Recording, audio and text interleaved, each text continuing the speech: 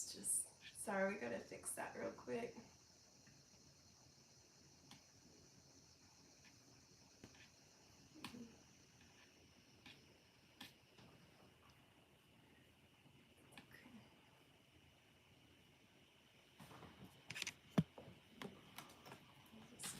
We'll just do without that.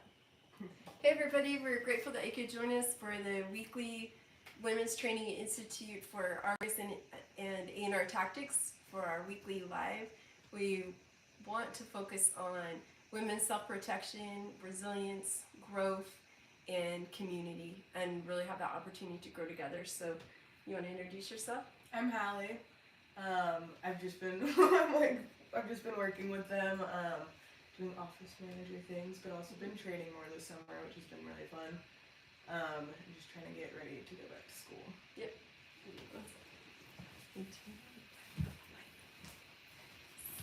So you want to introduce what we're talking about today?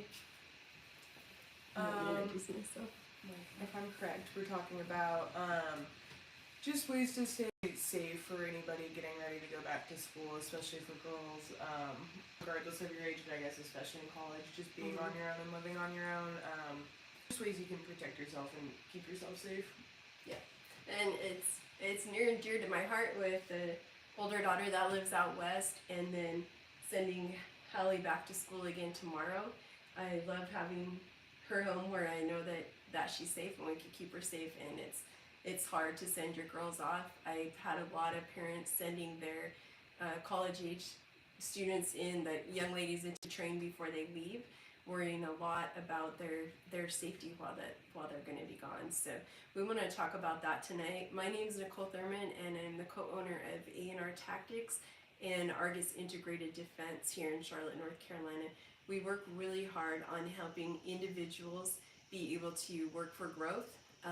We do scenario training with marking rounds. We do where we have a 7-room shoot house here in Charlotte. We do a lot of unarmed self-protection training, jiu-jitsu, Krav Maga, MMA base for that. Partner with Kenny Flooring in that. There's someone that you can block. And we have a 7-room shoot house, so we do the marking rounds training in there. It's really vital to be able to test yourself under stress, test the decision making and your ability to do that under stress. A lot of times people think that won't be difficult, that that you'll just think rationally and think like normal, but a little bit of pressure and it changes a lot. So being able to work through that in scenario is pivotal, really. It's akin to like if you do any martial arts or combat sports training, learning the technique and then going a little bit live with it with a partner, working on it with some resistance and seeing how you do. Sometimes we can be really tool fixated. When you have a hammer, everything looks like a nail. I've done that before in sparring and rolling, where you're just trying really hard to find an opportunity to apply what coach just taught, and it can happen in the house also. We also can get really amped up with adrenaline and have it affect decision making, as well as that cortisol dump that happens on the brain. So what happened last month in the women's training, because you've trained probably more than any of the women that were in that group, right? Yeah. And when you had to go against, not against Altonia in the house, but working shoot, no shoot scenarios. Yeah, I get stressed every time, like not as much, but it's still like intense. Get your heart rate up. Yeah, but he hadn't been yelling yet, and I wasn't expecting him. As soon as I opened the door, he like screamed super loud, and so it just scared me and made it seem like a threat, but it's important to think about things like that. So what did you do when he seemed like a threat? I'm like, I don't know. She shot him. But I learned from it. But that's the thing. Training is where we want to make our mistakes. We should be pushing in training, pushing ourselves to failure, seeing where those fail points are in our skill set, right? Or we can't work on it. And a lot of times, the reluctance that people have to come in and train scenario work really is that they don't want to be measured, because it is a mirror. If I'm willing to look in that mirror, it shows me exactly where my skill set is. And sometimes my ego doesn't want to have that. You have to be willing to continually and always be a student, never consider yourself a finished product, and work towards that. So that's where we want to make our mistakes. Yes. And it also doesn't matter how many times you make that mistake, so long as it matters to you. We've had various energies that come in. Had one guy that like 4 times in a row, Rivers came out with, we have a stuffed turkey that gets shot a lot. 4 times in a row he came out with it, and the guy shot it. And Rivers said, okay, we're running the same scenario again. And he'd come out with it and he'd shoot it. But that guy, each time that it happened, he's like, oh, like it really mattered to him, right? And then one time we had a church safety team in, and I was a safety that day. I wasn't in play. And I saw the guy lean out from down the hallway, and he went back in, and I thought, he's gonna shoot me. And he leaned out, and he did. He shot me right in the throat. And so I called the index, and like, you know, that I represented someone's wife, mom, daughter, whoever in the congregation, and you just shot me. And he, in front of all of us, he looked at us, and he was like, well, it was a good shot. That's when it's scary. But when we're making mistakes and we care about the outcome of them, it really doesn't matter how many times it takes to get it, so long as that it matters to us and we keep working. So as we work towards you going to school, thank you, Mr. Altonia. As we work towards you going to school, what are some of the things that I've been worried about? Well, just making sure our doors are always locked and our windows. And 2 full sides of their house are glass on the ground floor. Makes me nervous. Yes, it's Next on to a a busy busy street. Just being situationally aware, like if you're going anywhere alone, especially at night, like say a gas station or something, like maybe don't. Well, I was just gonna say, how about you don't? Well, that's what I'm saying. What else? She's been dealing with a little bit of a difficulty with someone in her life that used to be in her life, that's not now, and worry about her being safe in regards to that. So, you know, really, cousins, mother and daughter. With regards to that, we can't just be looking for one particular threat, right? But definitely wary of it. We've done a lot of work with firearms and shoot training this summer. She just took her concealed carry. But some of the things we want to talk about tonight are definitely not waiting until we're in worst case scenario to be able to do something about it, but be able to be proactive. So as you've trained with us, what are some of the proactive things that come to mind for you? Things that you can do to prevent something from happening? Well, I feel like being situationally aware is obviously a big one. It's kind of just like having your seatbelt on in the car, like you're not thinking for sure it's gonna happen, but just in case, like you might as well be aware. And same thing with just keeping your door locked every night, like making sure all your windows are locked, just things like that that are pretty easy to do, and it takes like 2 seconds to double check or do something like that. So in case anything did happen, at least there's already a barrier in place. And even just being aware, I feel like can prevent a lot of things. I totally agree with that. Also, being alert and being aware, like you were saying, it also shows people.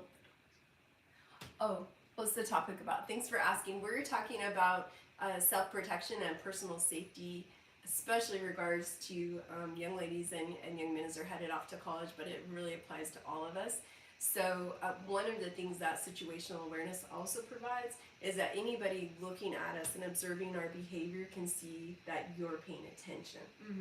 That you would see them, that you would notice what's happening, because a lot of times people are chosen to be victimized because they're going to be an easy target. One of the reasons that they're demonstrating that they'd be an easy target is their head down or really engaged in their phone or whatever that may be. The other is really closed body posture, walking with a shuffling gait, head down, and looking like a victim. So just being able to carry ourselves in a way, it serves 2 purposes, right? Being able to prevent things from happening. It also makes me really aware of what my baseline is. What's my everyday baseline in life? Like, you know, if you have a routine, like who's normally working behind the counter at the gas station at this time of day? How should things be in my dorm or my apartment, so that, like you said, I don't have to be paranoid, but that I can be paying enough attention that I'm confident I would notice when something's out of baseline or something's off. What's the question? Somebody just said, yeah, a girl just posted on Facebook, some guy left a $100 bill of poison under her windshield wiper blade. yes, that's definitely scary. And then somebody was saying, just adding to it, like walking too slow or being like inattentive or too fast and seeming nervous is definitely totally true. agree. So on those 2 points, the one about walking too slow, too fast. When I'm talking to women in training, we talk a lot about like just think about the animals that you see every day. Like a squirrel is really paying attention, right? They have great situational awareness, but they know they can be lunched, so they look scared all the time. They're scared. Versus an animal that's a predator, they're also paying attention, but the way that they carry themselves is different, right? And then regarding to those posts that have been going on Facebook, we have seen a lot of those posts. We've also seen a lot of those posts talking about if you come out and there's a zip tie on your car or other substances, piece of paper under the windshield wiper. And we actually did a video on it with Antonio, my business partner, Antonio Rivers. He was a detective on the Human Trafficking Task Force here in Charlotte. We have rampant problem with that because we're on the eastern seaboard. It's really easy to go north or south from Charlotte. We have college sports, professional sports. There's a lot of things that converge here. And he said that in his career in doing that, he had never seen that happen. He's not saying that it couldn't, but he had never ever seen that happen where someone left money that was laced with something. I think a lot of times they allude to it being like a fentanyl or something that very, very a grain or two can cause an overdose actually. Or he'd never seen zip ties being attached to a car, things like that. The things that we have seen for sure and that have been reported are people trying to put air tags on a vehicle. But I really like Apple will alert when their like AirPods are traveling with you. So sometimes they'll let me know that she's traveling with me. Those AirPods are traveling with me, so the AirPods owner of those is going to know your location. If you do ever see a AirPod air tag device pop up trying to access your Bluetooth, don't go home. Go to the police station, let them know what's going on, and have them help you with that. Don't go home. Don't call your parents or your significant other. Call the police because they're the ones that can help. We always, our first call we want to make is mom or our significant other, but we need to call the police so that they can help us. And don't go home. Drive to a police station. Drive to a public area. But paying attention as you're going to your vehicle is a really big deal. Even worse than like really worrying about something random happening as far as tags or things marking your vehicle is walking so that your head's down, being super engaged on your phone so that you are demonstrating and showing people around you that you wouldn't even see something coming if it was coming. She was saying, somebody just commented how somebody posted that a car detailer found a tracker in her car. Oh, that's wow. so scary. So if you don't mind responding again, it had never shown up on your, like trying to attach to your Bluetooth? Well, she said it was just like a girl who posted it. Oh, okay. It's really scary. And air tags aren't the only thing you can put on to track someone, right? Like, I know people have done that with their ex or whatever, where they put something on the car. So really pay attention. The other thing, not just with going away to college, but when you're really at risk, can be in ending relationships.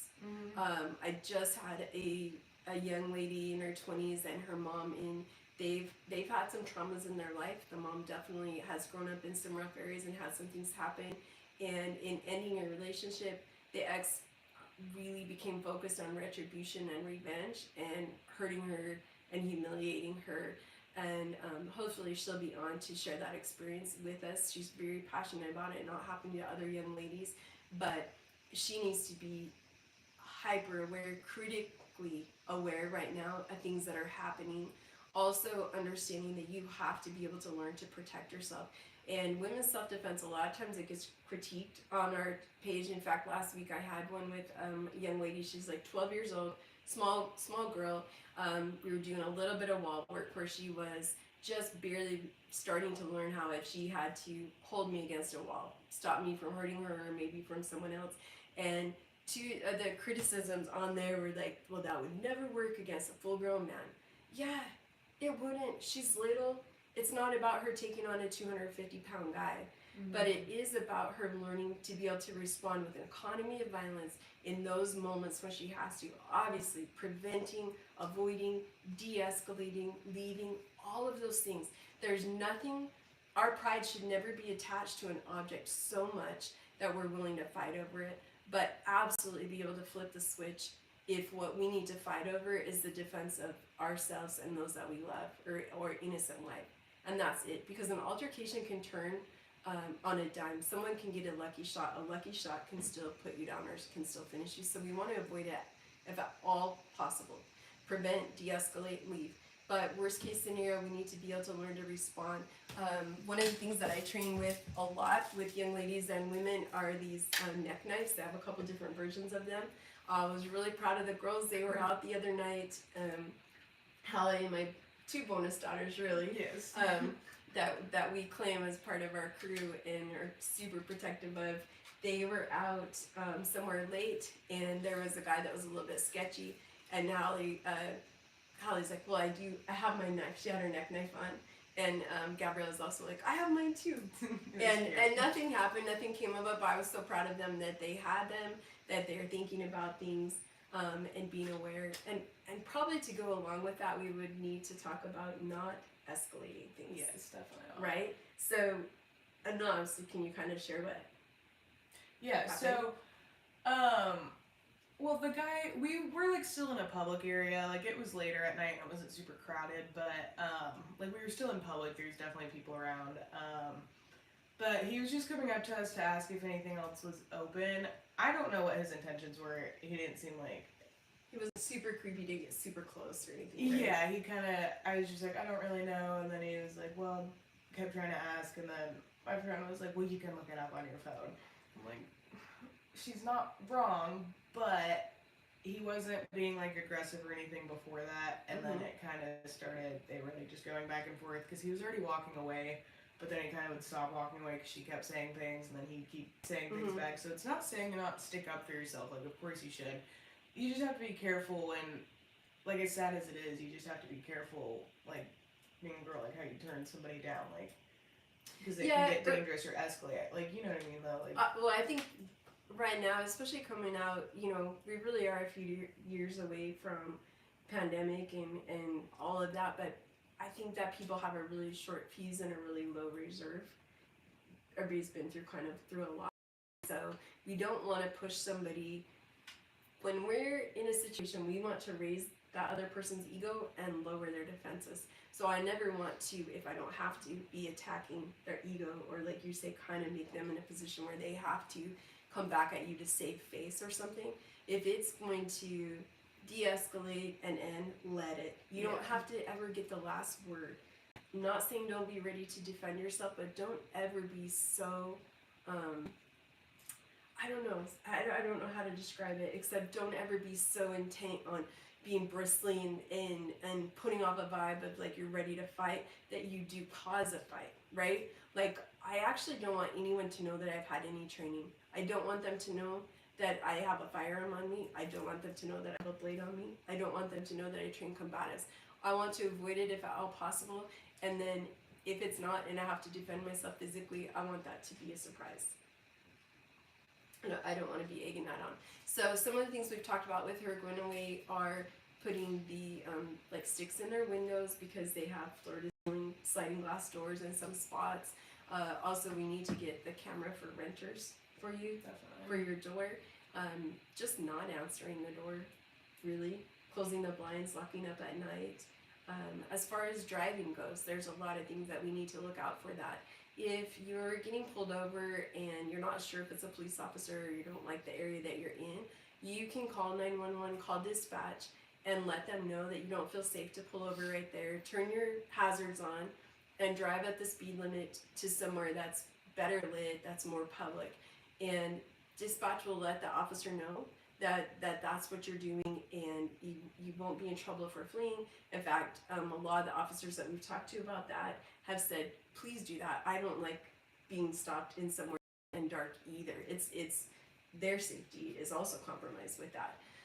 The other thing that happens sometimes are like causing or rear-ending someone to get them to stop, get out, exchange information. Don't do it. Stay in your car, windows rolled up, doors locked, and if you need to, if the scene is safe, you can stay there.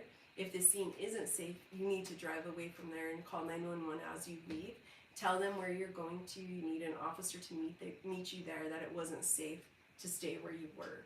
So understand that law enforcement wants to respond. They want to help you. And if, Rivers would tell you if he's on right now, if you ever get someone that is dismissive of you or even, I don't know, belittling, ignorant, whatever, you got a bad apple. And all of us at all of our jobs, there's someone we work with that we would not want our family to have to deal with, right? Yeah. Did you ever have anyone at the restaurants you worked at that wasn't the nicest person?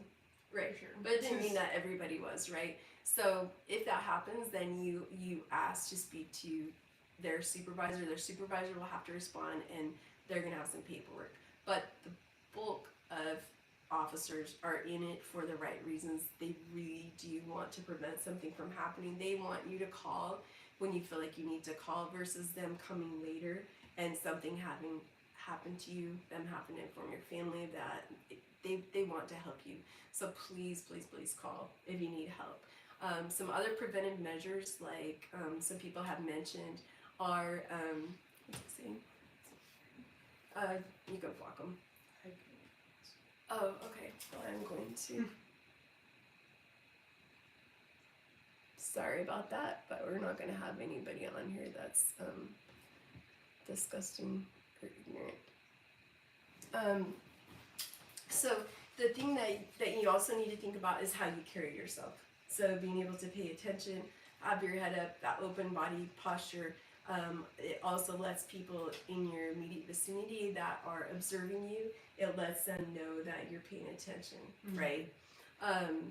What about, we talked about with driving, what are some of the things I want to think about, like if you're coming up to a four-way stop or having to stop? Just like making sure you leave enough room in front of your car and the car in front of you to where if something did happen, even like if you got rear-ended or something, so you could have space to move around and not hit the car in front of you, or like if somebody was trying to, I don't know, start something and you needed to get out of there quick. Yeah. And the metric or the way you can measure that is when you come up behind another vehicle, make sure that you can see their rear tires. That will let you know that you have enough room to maneuver and you're going to be able to get around them and leave if you have to. Like we have at our exit headed to work that is on 77 in Charlotte, Tybola, there is a guy that's there frequently. Some days he's smiley, but most of the time he's very, very aggressive. I've told him no before, just shaking my head at him, and he was enraged. He was standing, trying to block my vehicle in, screaming at me, yelling at me, and I'm like, I'm going to have to go around, but I had room to go around if I needed to. I could have gotten into the borrow pit. Wait, that's not what they call it out here. Oh, what do they call it? Sorry, I'm from out west. We call it the borrow pit. I can't think what it is called in the south. So make sure that you have enough room to maneuver. Also, when you get to your apartment, your dorm, the store that you're going to, you can circle the parking lot once or twice and make sure that you can see anything that's going on. Make sure that you can observe things. You know, you've all heard about being able to park in a well-lit area, things like that. And then definitely when you get there, not putting your head down on your phone and checking out your text messages or TikTok or whatever. Go in the store and do that. And the reverse for leaving the store. Don't go out to your car and then put your destination in your GPS and answer people. Do it while you are in the store. What else did we talk about if you feel uncomfortable leaving the store or going to your vehicle? Like that if you feel uncomfortable, you can always ask like a worker there or something to walk you to your car. You can, I'm trying to think, like go back in the store and wait. Like you don't have to immediately go to your car if something doesn't feel right. You can wait and you can ask for help. If you needed to, you could call the cops. Yeah, I was gonna say whatever tell you to do. Yeah, you could call the cops. Yeah, I guess it just depends on the situation.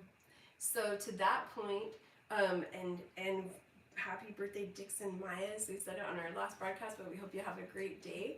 To that point, Antonio would let you know he was a detective on the Human Trafficking Task Force here in Charlotte, And most of the women and girls that he pulled out of trafficking, when they would be talking to them about what happened, how they ended up in it, things like that, they would say, I had a bad day, or I had a bad feeling, I had a bad feeling, I had a bad feeling, I had a bad feeling about that guy, I had a bad feeling about going to that place, I had a bad feeling. But we ignore it because we don't, like, that guy was your uncle's friend, or it was your aunt's birthday party, or whatever.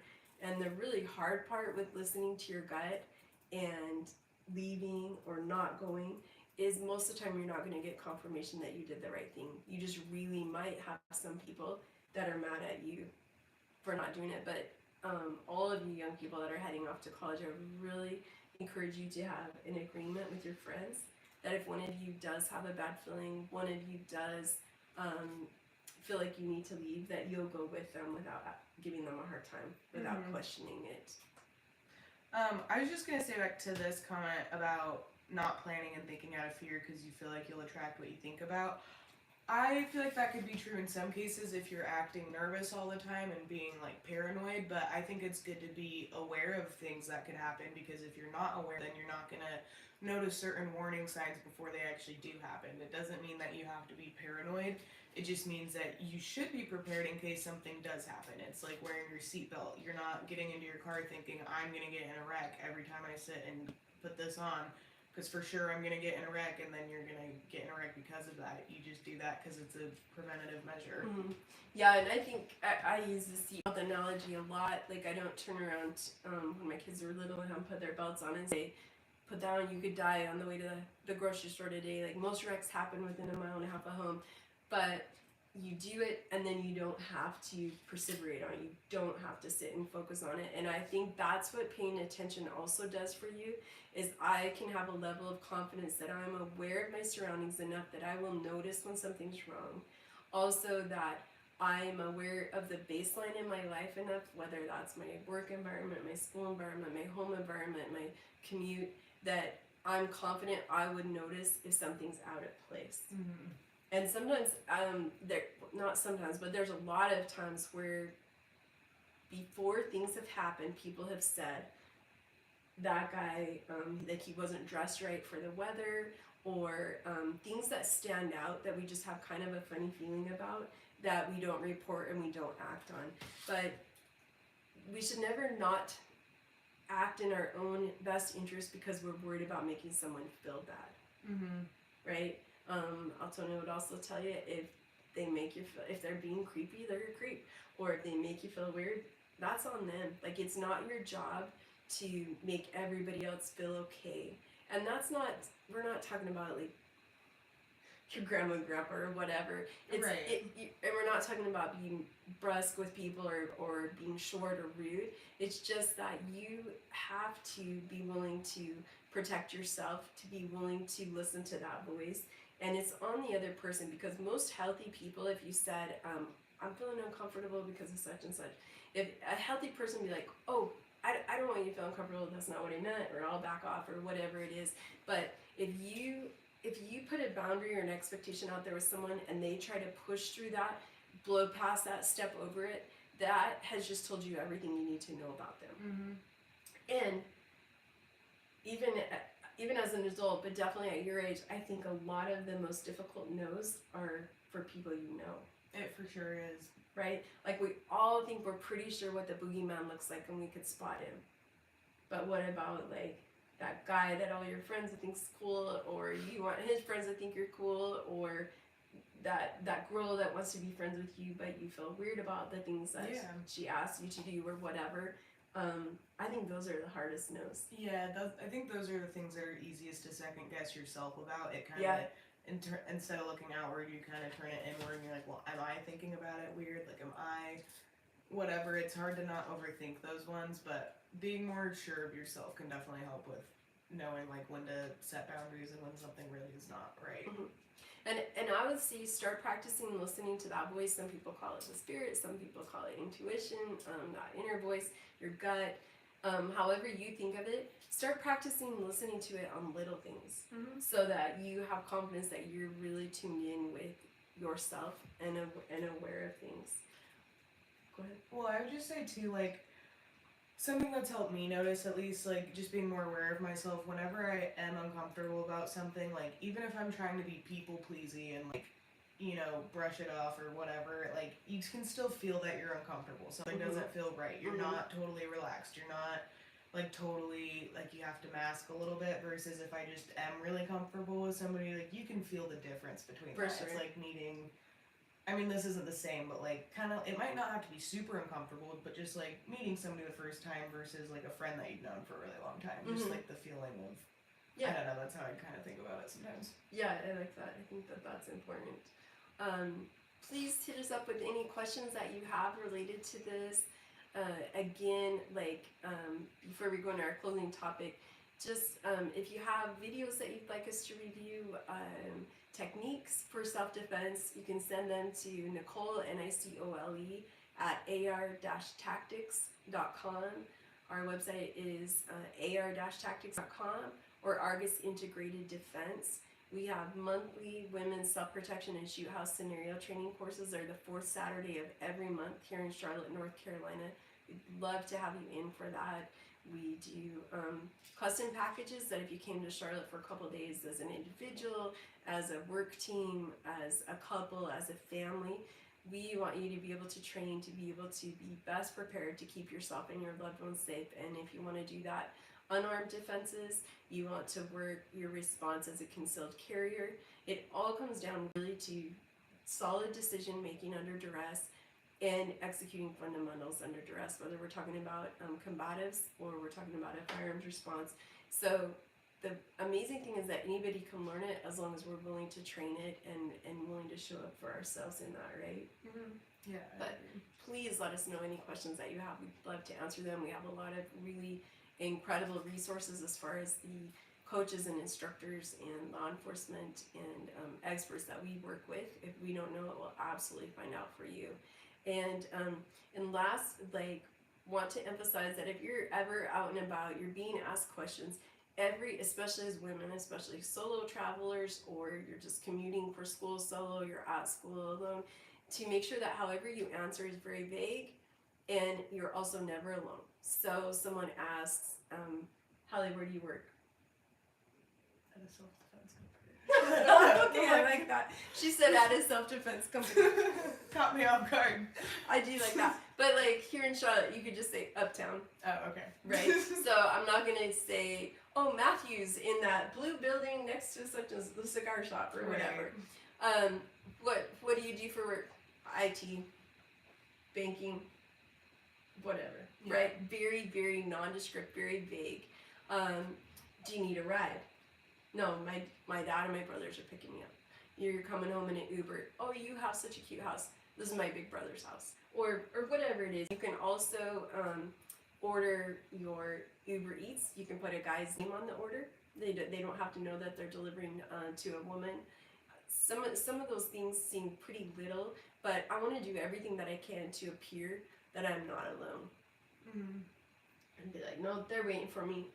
They're going to be picking me up, so I've got to go. Whatever it is. So just answer so that you're not alone, if you're going to answer at all. Mm-hmm. The other thing that sometimes comes up is you can be weird. You don't have to be polite. You don't even have to be normal. And sometimes weird energy is pretty hard for somebody else to handle. It is. Right? Also, be willing to, I guess, flip the switch. We're going to do everything that we can to prevent and avoid things happening. But when I need to defend myself, I need to be able to flip that switch and do so. So most of us are good people. Most everybody we get into train, with the exception of, so we've been open for 3 years in November. And with the exception of 2 people that cannot come back and train again because they were looking for us to help them justify a free murder. They're just itching for a chance to take someone out. They can't even come in our facility again. The exception of them, in the nearly 3 years that we've been in business, everyone else that's come in has the same 2 pain points. Would I be able to keep myself and my loved ones safe? Would I be able to handle a firearm if they're training firearms? Would I be able to handle it and keep myself and others safe with it? And second, for everybody, is would I be able to make the right decisions? Mm-hmm. And I promise that with training you can. Wherever you're located, seek training. Find training in combat sports. Brazilian Jiu-Jitsu is excellent for females, and also if you can find a really good place that teaches Krav Maga or a mix of mixed martial arts, some striking and groundwork, things that can help you as far as the probability of there being a discrepancy in size and strength. Doesn't mean that you also don't want to go anywhere that says, ladies, all you have to do is this, because that's one of the other disservices. I see a lot of ladies that come into training and they've been told all they've got to do is this one thing and they're going to be able to beat anybody up, be able to take any guy on. That's not true. Size and strength absolutely matter, and we want to avoid any altercation that we can. But if it comes to the point that I need to physically defend myself, then I want to be able to do that with an economy of violence. I want to be able to respond. So be a good person that is aware and preventing things from happening in my life, but ready to flip that switch if I need to. Mm-hmm. What would you add, college girl? I think you covered it pretty great. Yeah? Have you had any instances that your friends have had questions on, or What do you mean? I guess things that they've been worried about, or they've wondered how to respond to, or not knowing how to handle? I'm kind of putting you on the spot. I guess not necessarily just in college, but I had a friend, she was on the way to my house, and she said somebody was like following her and was like kept trying to run her off the road, and then they tried to get in front of her and like stop in front of her. But she was like, do you think there may be like an undercover cop? I'm like, no. I'm like, do not pull over, no. Because she was about to pull over, I'm like, absolutely do not. Yeah, she was making me anxious. And then they kept following her, and I was like, you need to call the police. I don't know if she actually did or not. But she's like, well, I'm just going to come to your house. I was like, no, don't leave them here. I was like, no, don't stop driving. Do not stop. Like, just call the police. And I guess she eventually lost them, because I don't know if she ended up calling or not. But yeah, I'm glad she had called me, though, because that would have been scary if she did pull over. Yeah, it'd be horrifying. So I think the advice you gave her was perfect. Don't hesitate to call law enforcement. That's why they're there. Most every one of them is serving for the right reasons and wants to make sure that you're safe, and most importantly, they want to prevent things from happening. Another thing that I try to remind a lot of young ladies and women that we train with is that if you don't report that person, because they'll say, I don't want to get them in trouble, I don't want to cost them their job, I don't want to this or that. If you don't report it, what they did may not be an arrestable offense. It may not have met a threshold, but you have to report those things so that there's at least a cumulative record, because you see all the time on like true crime kind of stuff where someone's moved all over, or the things that they didn't get reported, so there was never that cumulative track record. And also I asked them to think about what they would tolerate for someone they're really protective of, a little sister, a little cousin, their mom, their grandma, whatever. What would be the line? Like, at what point would you call the police? Would you step in and would you stop what's happening? Because a lot of times we're willing to put up with a lot more for ourselves, but if we were outside looking in and observing that for someone we feel protective of and we care about, we put a stop to it.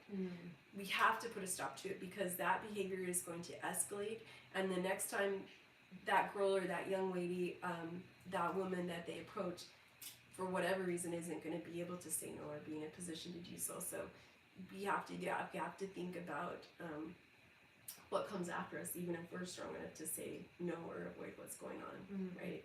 But please let us know what questions you have. Let us know what training that you would like to come for. Send us videos or techniques that you want us to review and look at. And please, if you can, if you're ever in the Charlotte area, come in to train with us. But definitely hit us up with your questions. We really want to make this about community and about being able to work together to share information for each other's growth and safety. So please let us know. Yes. Anything you want to say? Somebody asked how we get over trauma. That's a really good question. How do you get over trauma? That's a really good question. At the next, at the women's retreats that we do, the 2-day ones, I actually have a counselor that comes and talks about trauma release.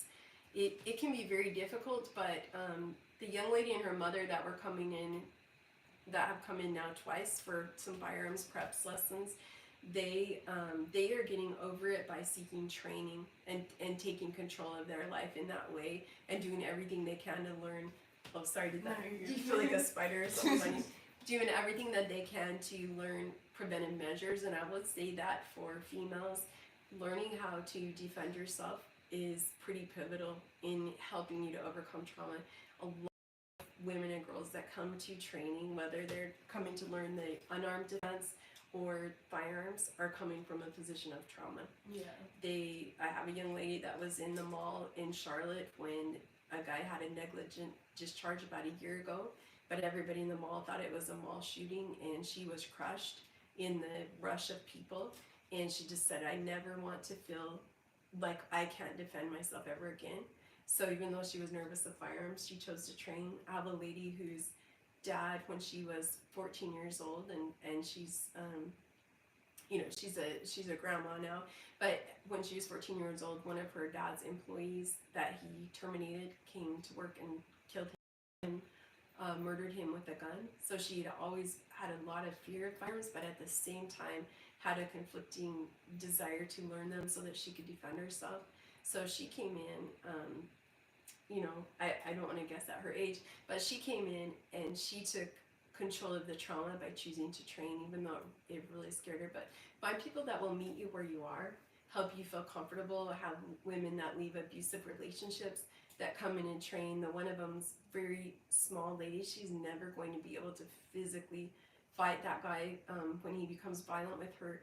But the biggest change that I see in women and girls when they train self-protection is the way that they carry themselves. They start to hold different boundaries in their life. They start to have different expectations for others in their life, and it's pivotal. So we would love to have you in, and please let us know the questions that you have. I would just let's say get too, from Chicago. therapy Hey. definitely helps as well. Like being able to talk to somebody Mhm. about it and being able to talk through it with them. So there's like a few different things you can do, and it depends on the person. But Yep. training definitely helps, and I think having somebody to talk to about it. Yep, can help therapy a is lot. huge. We're both. I'd say we're a product of it, but we're an ongoing product. Therapy won't ever be finished. Yes. But let us know your questions. Let us know what we can help with. Nicole at artactics.com, www.ar-tactics.com, and Argus Integrated Defense. Take care. Thanks.